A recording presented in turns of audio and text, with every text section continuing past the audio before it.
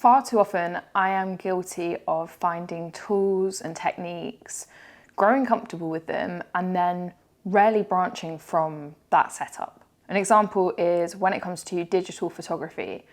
90% of my work over the last 6-7 years has been shot using the same lens. Over those 6 years, I've bought different camera bodies and always put the same lens on the body. I have used different lenses for various different things, but more often than not, 9 out of 10 times, I'll opt for the same lens. And the same can be said for other areas of my photography. For example, I have favorite film stocks that I use time and time again for all of my work. I don't really ever get very experimental with the choices, the creative choices that I make once I have found somewhere that I'm comfortable. Don't get me wrong, I love trying out different film stocks. I love testing different methods, techniques, equipment. My point isn't really that I don't try things, it's just that I always end up coming back to the same things. I don't necessarily think that that's entirely a bad thing, but I also know that it's outside of your comfort zone where you're going to grow as an artist.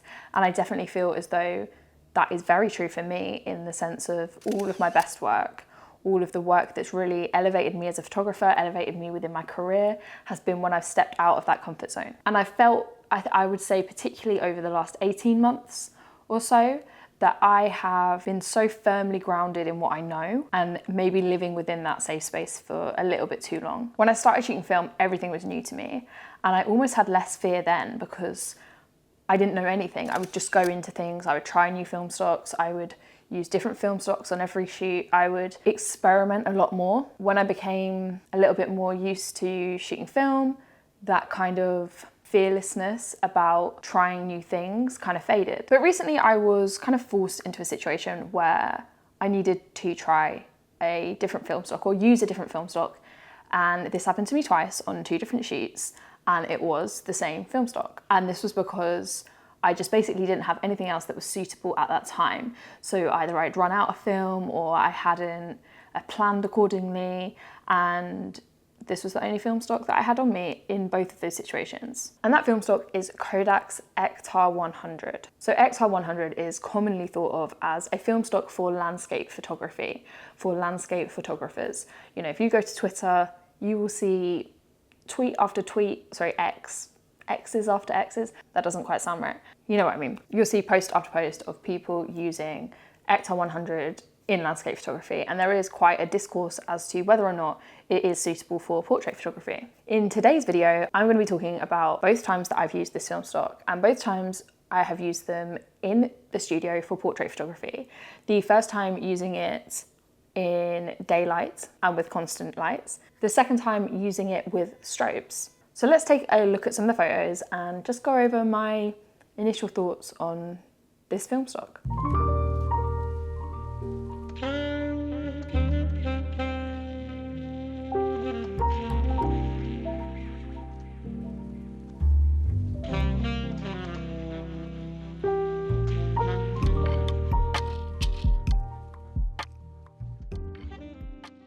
My initial thing, first of all, was that the skin tones were far too red. So I'm going to put on screen like the straight scan and then an edited scan, so you can see how I had to kind of alter those skin tones, shift the hue a little bit to get it to more of an accurate representation of the model's skin tones. Thankfully, this is something that's really easy to fix in post. And I think this is why they say that it is kind of, you know, better for landscapes, because the skin tones don't render too accurately. And at least in the type of work that I create and want to be creating, skin tone is one of those things that I do want to render correctly. I'm yet to print any Ektar 100 yet, but I'm really interested to see how the red in the skin tone kind of fares when printing, how easy that is to fix, and what effect it has on the rest of the image. But that will be a video for another day. Another thing that I really noticed was that the grain is ultra fine.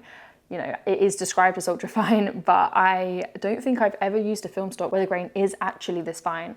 And I think it helps to create the illusion of the photo being a lot sharper than film that has a thicker grain. Using slow speed film is perfect for studio photography, where the lights are so bright and you need to kind of compensate that with a lower ISO. I think that using a film stock that has such fine grain makes it even more attractive to shoot in the studio. That kind of sharp quality that you get from the images. I am really looking forward to taking these negatives into the darkroom, enlarging the photos and seeing how that fares, because I am not always a massive fan of film with thick grain when it's been printed. I think that a lot of the time that is just accentuated and it can just look like, I don't know, like it just doesn't enlarge as well. It just kind of looks like low quality, as in resolution quality.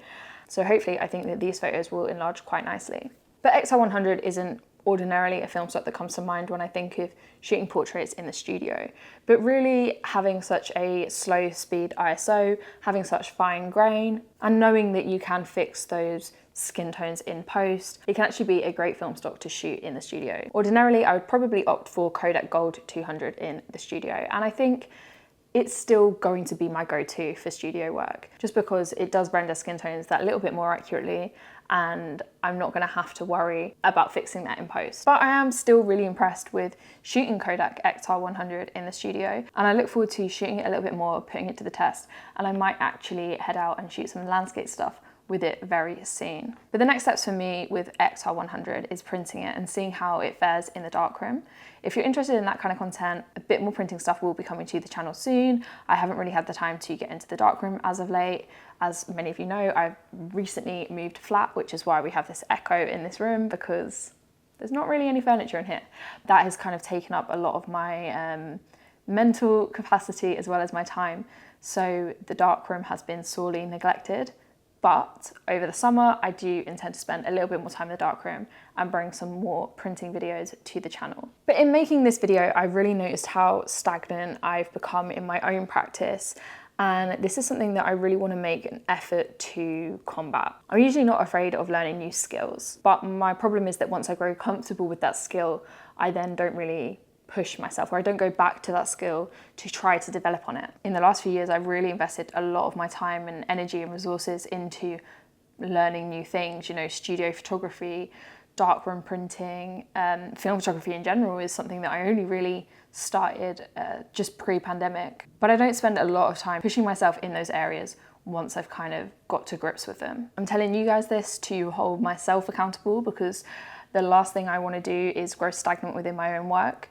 I think that that is something that's very easy to do as a photographer who works in photography, because you are often hired for work that you have already made. They kind of know you can create it, so that's what you're hired for. That becomes your everyday, and it leaves little room for growth. But I have said time and time again that I'm not the photographer I want to be. And that is a whole journey in discovering not only what type of photographer I want to be, but how I get there. So in the next few videos, if you don't see me pushing myself outside of my comfort zone, or just a little bit further outside of my comfort zone, then feel free to call me out on it, because I need a little bit of accountability. I need to push myself. I need to learn some new skills and develop some new ways of working, I think. But thank you guys for watching, and also for listening to my rambling as ever. And I will see you guys in the next one.